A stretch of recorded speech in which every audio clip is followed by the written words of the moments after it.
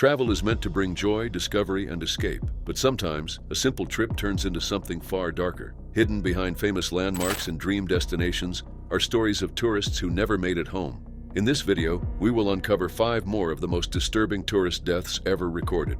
Real cases where journeys into the unknown ended in fear, mystery, and tragedy.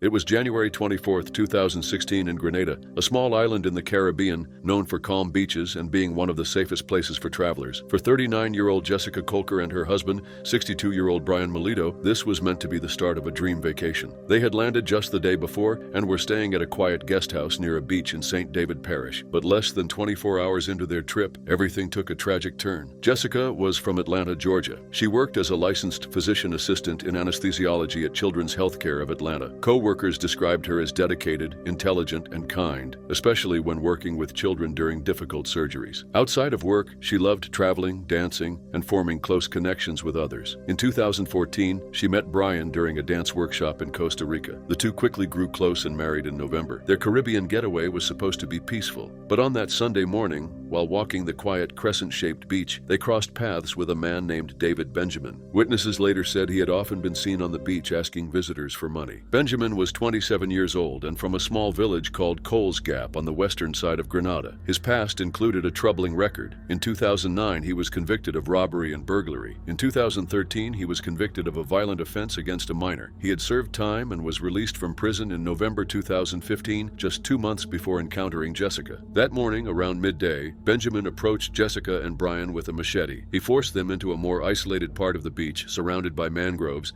and demanded money. At some point, Brian managed to escape. He ran for nearly 15 minutes back toward the hotel, screaming for help. Guests and staff at a nearby resort recalled hearing cries so pained and raw that they said the sound would never leave them. Police responded quickly. They searched the beach and woods and, about an hour later, discovered Jessica's body. She had suffered a severe head injury and was also deprived of air. A post-mortem confirmed that both injuries caused her death. It was also revealed that she had been violated before she passed. Jessica died in the mangroves while Brian, unaware of her fate, waited at the hotel. When police told him the news, witnesses said his grief echoed through the resort. Authorities acted fast. By the next day, David Benjamin was arrested and charged. His identity and history were not immediately released under Grenadian law, but it soon became known that he had only been free for 2 months before attacking Jessica. While Grenada still has capital punishment on its books, it is not practiced, meaning he faces life imprisonment if convicted. The news shocked the island. Grenada rarely sees this kind of violence. The Royal Grenada Police held press conferences to calm fears, stressing that such incidents were very uncommon and that safety remained a top priority. Back in Atlanta, Jessica's community was devastated. At her memorial, her friend and neighbor Sarah Green described her as genuine, loving, and passionate about dancing and connecting with others. Brian was shattered. Neighbors said the once friendly man barely left his house after returning home. He avoided reporters and rarely spoke about the tragedy. Yet, he stayed in Grenada for more than a week to testify in court. He told officials he plans to return for the trial, knowing his testimony is critical. To honor Jessica's memory, Sarah Green started a crowdfunding campaign with Brian's support, aiming to raise $30,000 to build a foundation in Jessica's name. The goal was to support infants, young children, and mothers at risk, causes that Jessica cared deeply about. As of the last update, $1,450 had been raised. Jessica's death changed everyone who knew her. She had dedicated her life to protecting children from pain. Now, through the foundation, her loved ones hope to continue her mission, even after her life was cut short during what was meant to be a joyful vacation.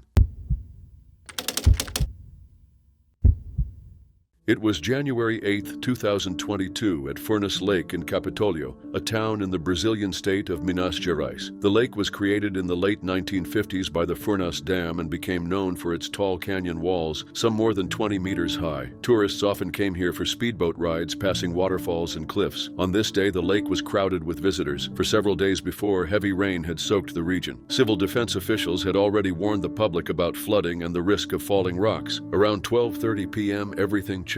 A massive slab of rock, more than 20 meters tall, broke loose from a canyon wall. It slammed into the water and onto the boats below. People nearby had heard cracking sounds and seen smaller rocks falling just before the collapse. Some boat passengers noticed and tried to warn others, but it was too late. 4 boats were in the immediate area. One of them, named Jesus, was directly under the falling cliff. It took the hardest impact, crushed by thousands of tons of rock. The force created huge waves that overturned nearby boats and threw passengers into the water. Panic set in as people screamed and jumped to escape the falling debris. Witnesses compared the sound to an explosion. Rescue efforts began quickly. Helicopters circled above while divers searched the water. More than 40 firefighters, police, and military personnel rushed to the scene. But by then, the damage was clear. 10 people were gone, 9 adults and 1 teenager, all Brazilian citizens ranging from 14 to 68 years old. Many were on the boat that suffered the direct hit. Over 30 others were injured, some with broken bones and severe facial trauma. The community was devastated. Governor Romeu Zema expressed sympathy for the families and promised government support. The Brazilian Navy opened an investigation into the cause. Experts soon revealed the cliff face had been unstable for years. Back in 2012, boating expert Flavio Freitas had photographed the canyon with a large visible crack. He even posted it online, warning that the rock would eventually fall. His warning proved correct. Geologists explained that erosion had been weakening the rock for centuries, and the heavy rainfall accelerated the collapse. Survivors described the moments before impact. One woman, Andrea Mendonça, said she noticed pebbles falling and told the boat driver about her concern, but the driver dismissed it as nothing serious. Moments later, the massive rock broke loose. Videos posted online show people screaming for nearby boats to move away from the cliff. Some tried, but the evacuation was too slow. Lieutenant Pedro Ayjara from the Minas Gerais Fire Department explained that the sedimentary rock in the canyon was naturally fragile. Small rock falls were common here, but this collapse was unusual, one giant block toppling forward like a domino. Risk management expert Gerardo Portela noted that the boats were too close to the cliffs and too crowded. He said they should have been anchored with their bows facing outward, ready to escape if needed. Authorities had also issued warnings earlier that day about heavy rain and dangerous waterheads, a phenomenon that can trigger floods and rockfalls near waterfalls. Still, boat tours continued near the canyon walls. The recovery was difficult. All 10 victims were eventually found, though identification was hard due to the trauma caused by the impact. Among the victims was 68-year-old Julio Borges Antunes. Families waited anxiously at forensic centers for news. Meanwhile, 23 people with minor injuries were treated and released, while 9 with more serious conditions stayed in hospitals. Investigators found the disaster stemmed from both natural and human factors. Unstable rock worsened by rain and the absence of safety rules that let boats operate too close to the cliffs. Geologists said vessels should have stayed at least a kilometer away, especially after heavy rain. Furnace Lake remains a popular destination, but the collapse on January 8th showed how nature and human choices can combine in deadly ways. 10 lives were lost, dozens were injured, and a community was left shaken. The event was sudden, violent, and unforgettable. It was November 11, 2017, in Livingstone, Zambia. Sabine Goossens, a 57-year-old Belgian woman, had been living in Africa for 16 years. She loved the land, its people, and especially its wildlife. Her passion was elephants, and her social media showed years of photos from her trips through Zambia's national parks. That weekend, she was staying at the Maramba River Lodge with her longtime friend, Wim van Greensven. Wim was 64 years old from Roermond in the Netherlands. The two had traveled to southern Zambia to visit Mozio Atunya National Park, a place known for its scenery and free-roaming elephants. For Sabine, this wasn't unusual. She had spent years in the region and knew how to act around wild animals. Her family described her as calm, experienced, and respectful. But what happened that morning ended in tragedy. Sabine and Wim went out to watch a herd of elephants near the lodge. They stood about 25 meters away, close enough to see the animals clearly, but, according to their families, still at a safe distance. Sabine seemed relaxed. There was no panic. They weren't rushing forward or trying to provoke the animals, just standing quietly, observing. Then, within seconds, everything changed. One elephant suddenly broke from the herd and charged at them. No one saw it coming. Reports later said Sabine was struck first. The force was overwhelming, giving her no time to escape. Wim reacted instantly. His family later said he didn't hesitate. He tried to help his friend, but before he could reach her, the elephant turned on him as well. Both were attacked and neither survived. Police confirmed that Sabine and Wim died at the scene. Their injuries were severe, caused by the elephant's trampling. Authorities later reported that the two had come too close while trying to take photos, but their families disagreed. They insisted Sabine and Wim were careful and standing at a safe distance. They denied that the two were attempting to get close-up shots. For them, this wasn't reckless behavior. It was an unpredictable act by a wild animal. Sabine's family family pointed out her years of experience. She had spent over a decade living among elephants and often visited the parks. She knew the risks and respected the rules. Wim, her friend, had died while trying to save her. Their bodies were taken to a mortuary in Livingstone. News spread quickly across Zambia, Belgium, and the Netherlands. Media outlets focused on Wim's final act of courage and Sabine's long history with Africa. Their families were left in shock, struggling to understand how such a moment could happen so fast. Zambian officials responded by warning tourists again about elephants. Senior wildlife warden Louis Daka spoke to local news, saying elephants may appear calm, but they are powerful and unpredictable. He urged visitors to always keep a safe distance. The warning came just a week after another incident in Livingstone, when a security guard was trampled by an elephant while walking to work at a nearby lodge. Concerns about elephant safety were already growing. The deaths of Sabine and Wim only deepened those fears. The story drew global attention, not only for its violence but for who the victims were. Sabine had built her life in Africa, and Wim was remembered for his courage. Their families described them as respectful of nature and each other. What really happened that day remains unclear. Police claimed they moved too close for photos, but their families rejected this, insisting they were careful. With no cameras or witnesses, the truth remains uncertain. What is certain is that both lost their lives in seconds, in a place they thought they understood. This tragedy at Maramba River Lodge remains one of the most unsettling safari incidents in recent years, a moment where calm turned to chaos without warning, leaving 2 lives cut short. It was Sunday, May 5th, 2024, in the Bido Valley of northern Italy. Ghislaine Moutahir, a 41-year-old woman originally from Morocco, was on a day trip with relatives. They had gone to the Fly Emotion Adventure Park in the Alpi Orobia Mountains, near Lake Como. It was a warm and crowded day at the park. Ghislaine's 2 nieces had just finished their zipline ride, and now it was her turn. Ghislaine had lived in Sant'Angelo Lodigiano for years with her husband Michel, who stayed home that day with a toothache. Married for 9 years, they had no children, but she was close to her extended family. Wanting to share the experience with her nieces, she took them to Fly Emotion, a popular local attraction. This wasn't just a typical zipline. The ride stretched nearly a mile between the villages of Albaredo per San Marco and Bima. Riders launched from about 3,000 feet high and reached speeds up to 60 miles per hour before landing at the Bima station, which sat at 2,400 feet. The park promoted it as a way to fly over the valley. Since opening in 2011, more than 220,000 people have used the ride without any major accidents. Reviews online described it as unforgettable and highly recommended. But that afternoon, things took a tragic turn. Witnesses later said Ghislaine seemed confused during the preparation. She looked disoriented, had trouble getting into position, and did not fully follow instructions. Staff helped secure her harness before launching her down the line. Her nieces, waiting at the other end, filmed her ride. As she approached the station at high speed, she suddenly stopped midair about 60 feet above the ground. She struggled as her feet slipped out of the harness. Hanging vertically, she remained suspended for a few seconds before falling roughly 20 meters into the forest below. Emergency crews arrived quickly, but Ghislaine had not survived the impact. Visitors at the park, shocked and horrified, watched as the ride was shut down.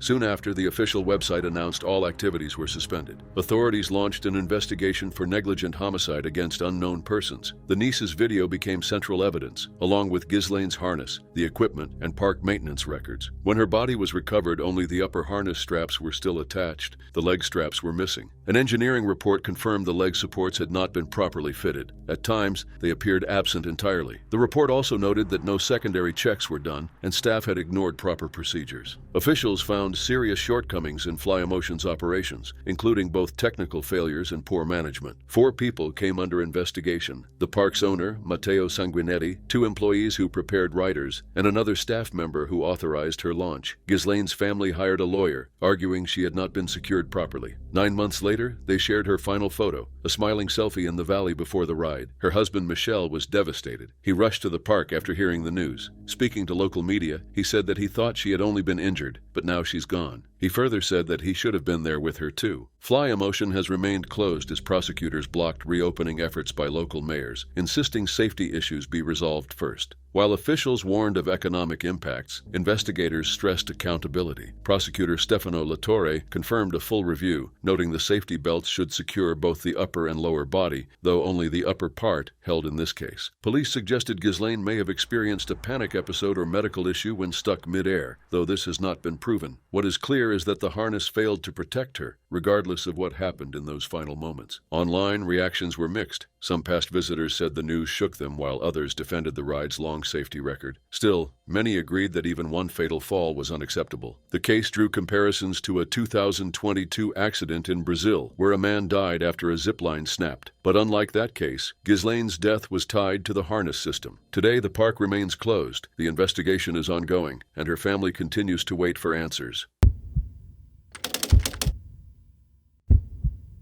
It was August 14, 2013, in Makina, Maui, Hawaii. Jana Luterup, a 20-year-old woman from Germany, was reaching the end of a year-long journey. She had spent the past year in Issaquah, Washington, working as an au pair for a family with 3 young boys, 4-year-old twins and their 5-year-old brother. Her job ended on August 12th, and before heading back to Germany on September 11th, she planned a 3-week vacation in Hawaii.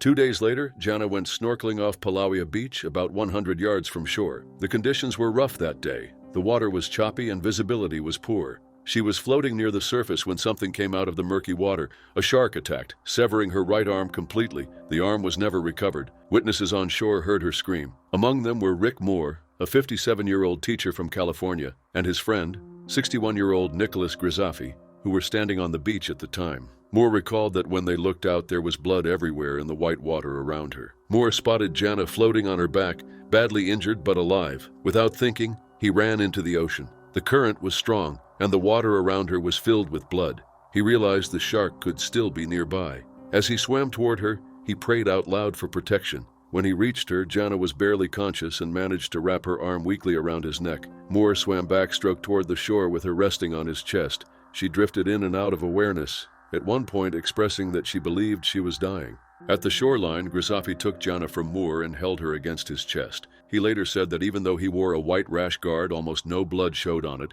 She had already lost so much. With help from bystanders, they placed her on a kayak and carried her up the trail to the road. Moore performed cardiopulmonary resuscitation while a police officer applied a tourniquet. An ambulance rushed Jana to Maui Memorial Medical Center, where she was placed on life support. Witnesses described Moore's actions as heroic, saying he risked his own life to bring her back to shore. In the days that followed, Moore and Grisafi visited her in the hospital. Doctors described her condition as very critical. Jana's family flew in from Germany and stayed by her side, but the damage was overwhelming. On August 21st, 7 days after the attack, she passed away. Her mother, Jutta Luterup, and her sister, Julia Bruschi, said in a statement that Jana had fought hard to stay alive, but sadly she lost her fight that day. They described her as a beautiful, strong young woman who was always full of laughter. The type of shark was never confirmed, though tiger sharks are known in Maui's waters and often linked to serious encounters. Officials noted that shark attacks in Hawaii are rare, averaging only 3 to 4 a year. But in 2013, incidents were increasing.